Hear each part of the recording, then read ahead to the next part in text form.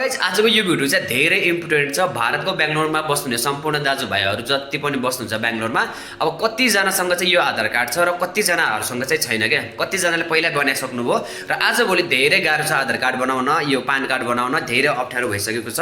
तर मैले कसरी बनाएँ त फाइनली मेरो हिजो अस्ति नै ओरिजिनल आधार कार्ड आइसकेको छ। अब यहाँ धेरै स्क्याम फ्रड हुने भएकाले अब एउटा आम नागरिकले चाहिँ बनाउन धेरै अप्ठ्यारो छ, गाह्रो छ। उसले राम्रो कन्ट्याक्ट पाउँदैन, पाए पनि स्क्याम हुन्छ उसको पैसा। र मैले आधार कार्ड कहाँ बनाएँ, कति पैसा लाग्यो भन्ने जानकारी दिन्छु हजुरहरूलाई। यो चाहिँ मेरो आधार कार्ड चाहिँ मेरो कोरबङ्गलामा, कोरबङ्गला होइन, मेरो केआरपुरममा बन्यो। पहिला मैले एप्लाई कोरबङ्गला गरेको थिएँ।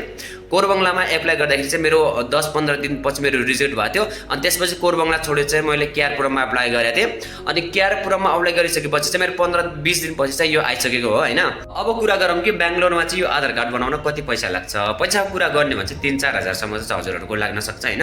यदि त्यो पनि राम्रो कन्ट्याक्ट पायो भने, नेपालकै मान्छेहरू पायो भने कन्ट्याक्ट, अब यहाँको लोकल मान्छेहरूसँग पायो भने उनीहरू स्क्याम पनि गर्न सक्छन्, फ्रड पनि गर्न सक्छन्। अब अहिले पैसा दिएर अब भोलिका दिनमा कहीँ हरायो, कहीँ फ्रड गरिदियो भने कहाँ गएर खोज्ने होइन, अप्ठ्यारो हुन्छ। यदि राम्रो कन्ट्याक्ट पायो भने चाहिँ तपाईँको 4000 समथिङमा बन्छ। मेरो चाहिँ यो केआरपुरमा बनाएको होइन। यो मैले एप्लाई गर्दाखेरि चाहिँ नेपालको त्यही हुनुहुन्थ्यो, तिनीहरूले चाहिँ सपोर्ट गर्नुभएको थियो। उनीहरूले नै एप्लाई गर्नुभएको सबै प्रोसेसहरू उहाँको नै सपोर्टबाट हो।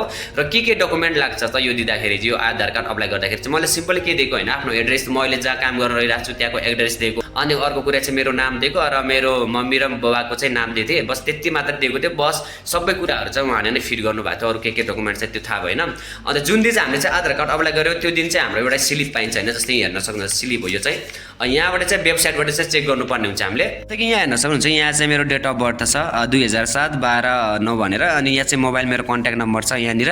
अनि यहाँ मेरो फोटो हेर्नु, यो पुरानो भइसक्यो, अहिले यो फोल्ड गरेर राखेको थिएँ, त्यही भएर चाहिँ अलि भएको छ। सबै डेट अफ बर्थहरू भयो, यो आधार, यो नम्बर भयो। यहाँबाट चाहिँ हाम्रो चेक हुन्छ है। अनि हाम्रो चाहिँ अप्लाई गरेर 10-12 दिनपछि हामीले यो हानेर, यो नम्बर हानेर, अनि यो डेट अफ बर्थ हानेर, यो टाइमिङ हानेर 14/22/07 गरेर हाम्रो युएनए ब्याङ्क भन्ने एउटा वेबसाइट हुन्छ क्रोम ब्राउजरबाट चाहिँ हामीले चेक गरेर चाहिँ आफ्नो आधार कार्ड बनेको छ कि नै भनेर चेक गर्न सक्नुहुन्छ।